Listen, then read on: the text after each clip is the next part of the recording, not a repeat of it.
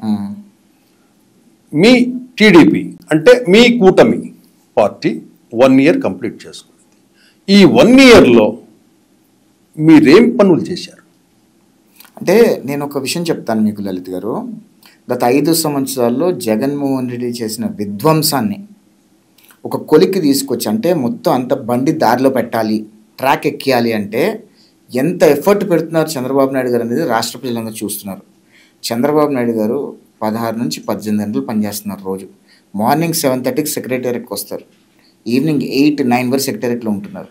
ఎంత పని చేస్తున్నారు, మధ్యలో ఎన్ని యాక్టివిటీస్ చేస్తున్నారు అంటే మేము ఏం సాధించామని చెప్పడానికి ఆంధ్రప్రదేశ్ రాష్ట్రంలో వెళ్ళిపోయిన పెట్టుబడులన్నీ తిరిగి తీసుకొచ్చే ప్రయత్నం చేస్తున్నాం. కొన్ని తీసుకొచ్చాం, కొన్ని గ్రౌండ్ చేస్తున్నాం.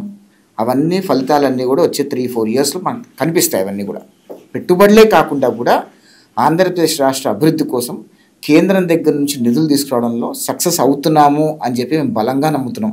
ఎందుకంటే 2014 నుంచి 2019 వరకు మొట్టమొదటి ముఖ్యమంత్రి చంద్రబాబు నాయుడు గారు విడిపోయిన ఆంధ్రప్రదేశ్ రాష్ట్రానికి ఆనాడు తెచ్చిన నిధుల కంటే కూడా ఇప్పుడు కూటమి ప్రభుత్వంలో చంద్రబాబు నాయుడు గారు మోదీ గారి దగ్గర నుంచి నిధులు సాధించడంలో చాలా సక్సెస్ అవుతున్నారు అని గర్వంగా చెప్పగలుగుతా.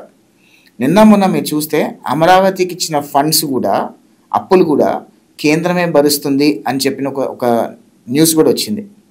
So that is what Chandrababu Naidu garu is doing for the people of Andhra.